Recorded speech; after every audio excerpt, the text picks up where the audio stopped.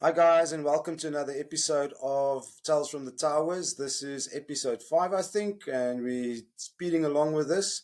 I want to welcome my co host, Niku Joubert, the business development director at Tech Connect. And I think we've got some interesting subjects today. Some of the stuff that we're going to chat about was actually told by our staff. Actually, all of it's from our staff. Yeah, You told me an interesting story about Sandros, and he had something interesting to tell you. some very, very wise words. Yeah, so it was just a normal one of our daily powwows just to stop. How you doing? How's life? And he was going through a few things, and the two of us were talking about relationships and about money and about building houses and having. We over complicating life. He was sitting back. He is a very laid back personality. So he sits back and he tells me, "Listen, you know what? I think I figured life out." And I'm like, "Hey, Sandros, you got my full attention. I'm listening." He says, "No, he feels we should live like birds." And I'm like, "What?" He says, "No, life's too complicated. We should live like birds. All birds do is they try to find their little ladybird and they build a nest and they have uh, make little baby birds and they wake up in the morning, go and fetch food, come back, feed the wife, feed the kids, make sure the house is fine, and go out and find food." And I was like, yeah, life is can actually really be that simple. We overcomplicate life with fancy cars and keeping up with the Joneses and what you wear and what shoes you got. And if you just wake up, go and do your work, get back and look after the important things at home, life's not that complicated. I agree. I agree totally. I actually had this conversation with Tabu the other day where he wanted to ask a girl to not go out with him, but he wanted her to walk with him and he'd carry a suitcase and stuff. And um, I asked him, so why didn't you? And he said, because he's afraid of, if she says no, what are the rest of the people going to think of him? And I said, but if you don't try, you'll never You'll never know, you know? you'll never know. And I But wonder but if it's not just that, yeah, go ahead. um you had this thing. Which one of it was it? Zuckerberg that wears the same clothes every day All to of them, simply. actually. Yeah, all of them. Apple's founder, Alex Chaffin, Alex Hormozy. It's bandwidth that all these choices take up. So they wear the same thing every day, one less choice. Mm, I actually learned that from my older brother. He yeah. had like a row of chinos, 5 pairs of socks, 5 pairs of shoes, and 5 t-shirts, and that's what he wore every day. And yeah, life is too complex. And what do they say? Complexity can't scale in business. Interesting story that I heard was that Apple, if you join Apple, you need to know 3 systems. You need to know Keynote, which is basically their PowerPoint app. You need to know their version of Excel or Sheets or whatever, Yeah. and then an internal wiki. That's the 3 systems that they use, and they've scaled to a $2 trillion company by using those 3 systems. They keep it really, really simple. And I think that's important. Life doesn't need to be complex and complicated. We're learning all these new software packages and CRMs and Asanas and Trilios and it's just Monday.com and there's so many to mention. And then a $2 trillion company scales with 3 pieces of software. And honestly, keep it simple. I believe in that. I believe in life and I believe in business. And Sandra's talked a lot of sense there. Yeah. But this flows into one of the questions we had from our staff was what how do you become successful in business and in life? Yes, And that was Fricky's question. yeah, Fricky's question was how do you become successful in business and in life? And basically all I'm going to tell him exactly what Sandra said. Um, is if you can concentrate on the stuff that you're good at, get competent with the stuff that you're bad at. So if you struggle to talk in front of people, just get competent. You don't have to be the best speaker in the world. Just get competent at it. But be very very good at the other stuff. There's that saying, um, "Jack of all trades is the master of none." There's actually the second part that says Jack of all trades, master of one. Everybody Uh, forgets. Everybody yeah, forgets the second part. yeah. The second part is still you're still better than the master of none. So A I'm not always master of gonna many, a master of many, oftentimes better than a master of one. exactly. So yeah, if back on the simplify life, be above average at everything if you can, and specialize in at least something. Those are very important, I think, in terms of making success of your life personally and in business. Um, Mm. and yeah, uh, I'm learning the simplifying things. That's a new concept for me. I've got a lot of shoes. You've always been a shoe guy. Yeah. So yeah, what was one of the second question we got? So I just want to add to that quickly. So Fricky asked, "How do you become successful in business and in life?" And I look cannot speak with too much authority. I've sold a couple of businesses, and um, at least I can tell Fricky one thing is that I'm happy where I am now, so I can give some advice on that. But I think what works is that you outlive your competition. That your business does not have a is not an end game like golf or baseball or basketball or cricket. You need to survive every day, and you need to survive the longest in business. And it's like a pyramid. Many people start at the bottom, and then after 2 years, some of those guys fall out of contention, and after 3 years, some more fall out, until after, unfortunately, probably 10 to 20 years, you'll be at the top of that pyramid just due to sheer will and outlasting everybody. And that's how you become successful at business. And then also, um, not focusing on too many businesses, one business you need to make really good. So refine the processes. And as Alex Hormozy says, you work on the boring stuff. The boring stuff is what makes your business better. If you get a little bit better, process a little bit better, your marketing a little bit better, accounts, all those legs that the business rests on, and you get it a little bit better every day, after 10 years, you're going to be the best. If you have 1% per month, after 1 year, it's 12%. After 10 years, it's 120% that your business is better than the rest. So that's the I think the secret to business success. Life success, I'm not an authority. I think you're doing better than me at that. No, I no. think honestly, your partner that you choose in life is very, very important. You need that backup. And I also feel that no drama. Yeah, If just stay home, play with the kids, and have your pets, and don't have drama. yeah. Dramas. It goes back to, like you said, bandwidth. If you really laser focused on something and in what you're doing, that external noise becomes seriously hectic. Um, I struggle with the laser focus because yeah, I try to stretch myself thin a little bit in terms of extra curricular, what's it, with the Mm. kids sport and the all the other activities and committees and stuff that I'm trying to be on. So effective time management there becomes a bit of an issue. Working hard on it. But yeah, there was something that I wanted to touch on now in terms of, like, with family and what you said with the partner. It when you laser focused, those are the people in your life that tend to be left behind or felt left behind. So I feel it's very important then when you spend the time, and the time that you spend is quality time, and it doesn't have to be a like holiday to Mauritius. I mean, a simple sit down with to me about the subjects that she's picking. I mean, that's important quality time. And I think we spoke about, you wanted to say something about the subjects Mm. choices and She, stuff like she, that.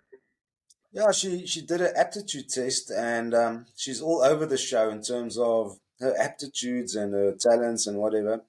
And I just feel that they really, really pushing her with these subjects, and ultimately pushing her to make a life choice at 14 years old of what she's going to be studying. And I told her, but we don't know, and you don't know. If you haven't tried different things and different jobs and had different experiences, how are you going to know what you're going to ultimately become? And to me, this is once again, just typical of people working in a factory. The school system, I'm sorry to say, is raising factory workers, people that respond to bells and checking in and checking out and have their lunch times and tea times. And life is changing and the work environment is changing, and we've got artificial intelligence out there. We're not assembly workers anymore working in a factory. We're knowledge workers.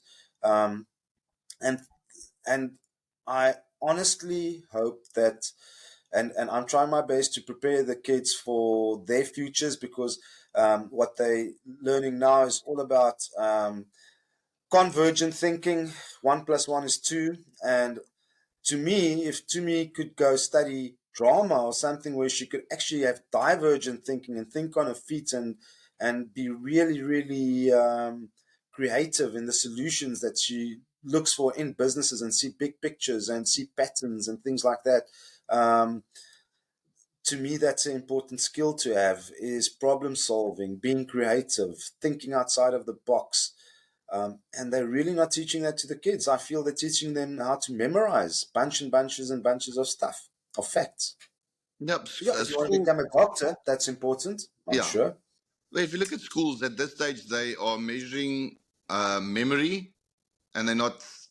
That's all they're doing. They're not teaching you how to change a tire or how to do your personal taxes or life lessons. Where it's memorize a bunch of facts. So they're testing your Yes. memory. Um, Yeah. as we were talking about schools, I was at a father son night on Tuesday, Yeah, that looked interesting. and The firing of the cannon. yeah, that was awesome. It's my first one, and didn't know much what to expect, but it was seriously awesome. And it's nice seeing the schools with their traditions, and that actually with our things are changing, that they can actually still keep up traditions that are well, It's amazing. One plus yeah. point. Honestly, that was brilliant. And they had a speaker there. The guy was a teacher at one stage at Nasrid High School, and a big pedigree, and he's a mango farmer now. And basically, the long and short of it is a very nice long speech. But one of the things that really stood out with me, and myself and Brian was sitting next to each other, and the two of us had a bit of a issue over the weekend with a little bit of a life lessons as a 14-year-old boy had to make a decision with peer pressure, and he made the wrong decision. And obviously, the two of us had a long conversation about it. And then, as the world is, Tuesday night, the speaker said one of the most important lessons he learned from a father figure was when in life you most of the time have black and white, right and wrong choices. And a lot of times in life, due to peer pressure, that black and white decision becomes a bit of a gray area, and you're starting to wonder what should I choose. And the life lesson that the speaker told us, that whenever you are uh, in a Uncertain. 50-50, yeah, Mm. uncertain about the choice that you need to make the right choice. Easy. It's easy. You But know not what right always that easy Yeah, for a you know what 14-year right and old wrong kid. is. Yeah, if you know what right and wrong is, and even if you worry about the choice, make the right choice. That's Yeah. or the Look, legal choice, or the high road, the moral mm. road. And it's difficult for a 14-year-old. I mean, it's difficult for a 40-year-old. Look, Um, I can't help but compare myself to Brian at his age, and I'm so proud of that boy of yours. And honestly, the things that he does and the way that he stands up and his work ethic and his grit and determination is way, way beyond what I would have ever been. So I'm going to say, just forgive him. He made a little Oh mistake. yeah. It was peer pressure, and I would have done exactly the same. So would have you. I think so. I I did make those. Okay. Did make those same Uh, mistakes. And it's always difficult as a father to tell your kids, listen, learn from my mistakes, but you're not allowing yeah. them to make their own mistakes. It's boys being boys at the end of the And yeah, day. and obviously, what made me proud is he stood up, he took the repercussions from it, Mm. and he's handling it like a man, which is great. Stuff like that has to happen in life, and that's also part of a school. That you need school and life is you need to face the repercussions of uh, bad choices so that you make better choices later on in life. You can't live in a It's a little learning. bubble. Yeah, Yeah. it's all part of the learning in life, and a lot of parents shield their kids from that. And I'm not telling anybody how to raise your Mm. kids, but the kids need to be in the wild world out there, and you must trust that you instill good Raise them up. values, that they will make the right decisions, and then when they don't make the right decisions, that they man up and accept the consequences of their Yeah. decisions. Um, 100%. and Yeah, more kids than don't that, learn we that can't. lesson. Moving on, what was our there was another Um, point. so they asked, what is the most, okay, I'm going to ask this one first. How do you get through your most difficult times in business and personally? I'll quickly jump into that one. In personal life issues, that's a difficult one. Um, I don't have. I've got the boys as a, how can I say, support structure. Um, in life and in business, uh, we've spoken about. I can't remember the lady's name with the rocket ship. So she says, "Yeah, if you wake up in the morning and you struggle to get yourself out of bed, Rob, imagine you give oh, yourself that." so Rob Robbins, yeah, 5, 4, 3, 2, 1 launch. Yes, yeah, launch and you get yourself up out of bed. But I heard just a short little quote. I actually read it on Sunday, where somebody said, "If you are depressed, you are worried about the past. If you feel anxiety, you're worrying about the future. And if you live in the now, most likely you're happy." Which is Yeah, so, yeah, and uh, finding that balance of you can't do anything about something that's happened in the past, and you can't change the future. So it's much easier said than done. But yeah, if you focus on something like, okay, can I do something about this? So I've got no reason to be depressed about it because it's done, it's water under the bridge. Or, geez, I'm so anxious about this up and coming meeting or this. You can prep for it. You can, uh, yeah. There's if it's something that you can't do about it, then you can't stress about it. So, yeah, that's it's difficult. It's human nature, but it's. I feel like if you make note of it, acknowledge it, then you can do something about it. It's again, I know there's a lot of people struggling with anxiety and depression, and I'm not saying it's easy to handle. okay, so I'll be super vulnerable here. In 2008, Deirdre, my wife, and I basically lost everything that we had. We had to give up everything. We were living in a smart neighborhood, we were driving smart cars, and we came to a stage where we basically climbed into the bathtub together and were wondering how are we going to end it all. And we were very lucky in terms of the bad days, she was up, and when I had good days, she was down, so we could help each other along. It was very embarrassing losing everything. It was very embarrassing seeing your neighbors talk about you and your house going out on auction and the repossessors lining up in front of your gates. Very, very traumatic and embarrassing.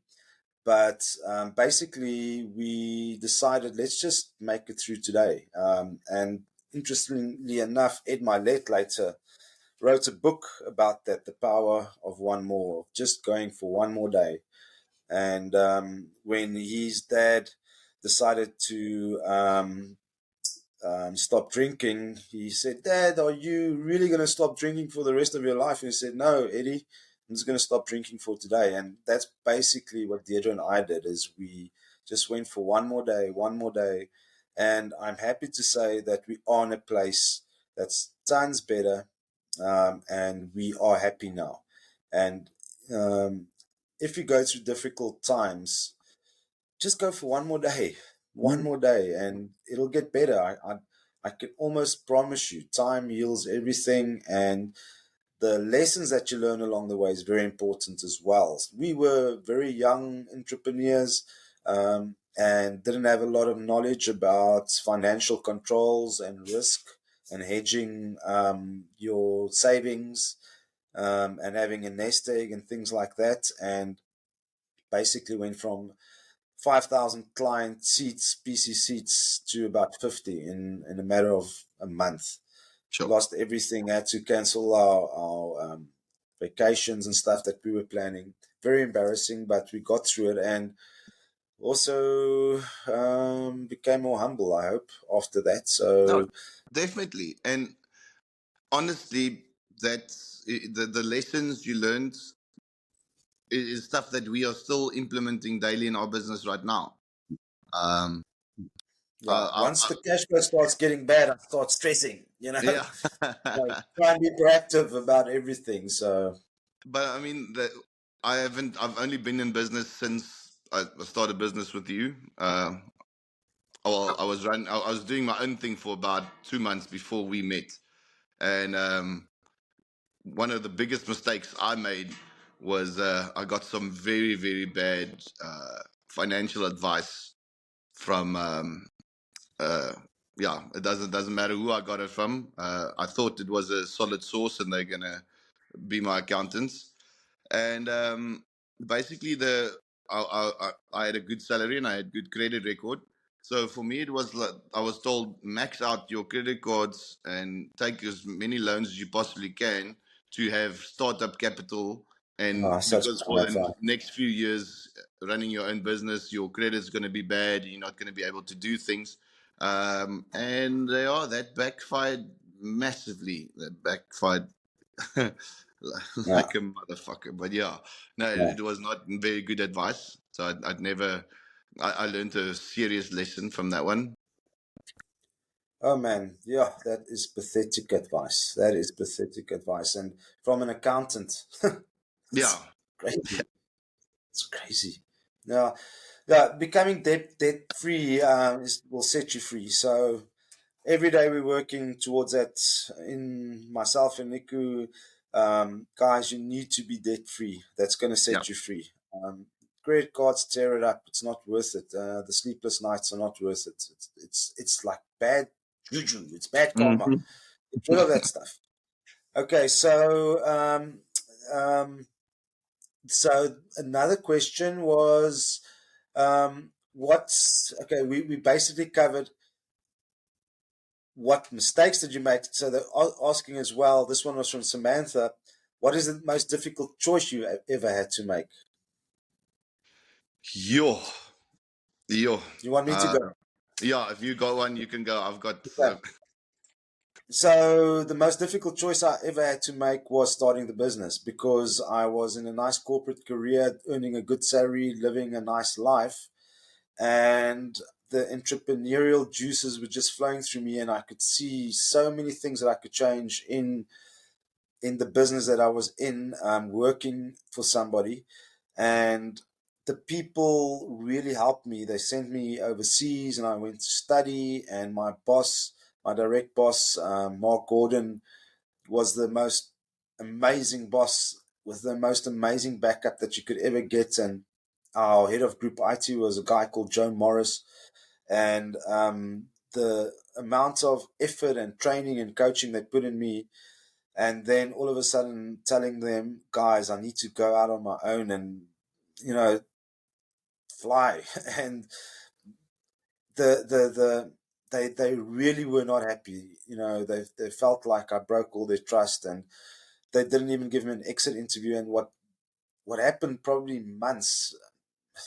10 months later, is I finally managed to speak to both of them.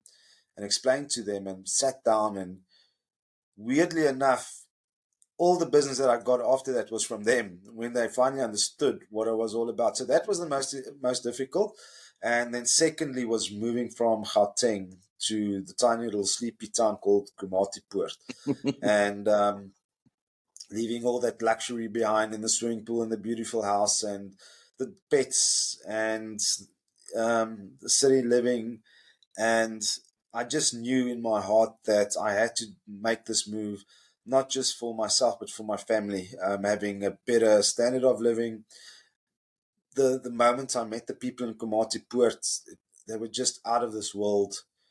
Um, One name keeps on popping up is Bashan Kok. He was the nicest, friendliest person I've ever met, and caring, So he symbolizes Komatipoort for me. So Oh, yeah. that's why, Um, yeah, that was one of the most difficult things. it's funny how our stories ending up in Komatipoort so much the same in terms of a major life decision. Um, I got a divorce in Komatipoort, and I was basically sitting in a corporate job,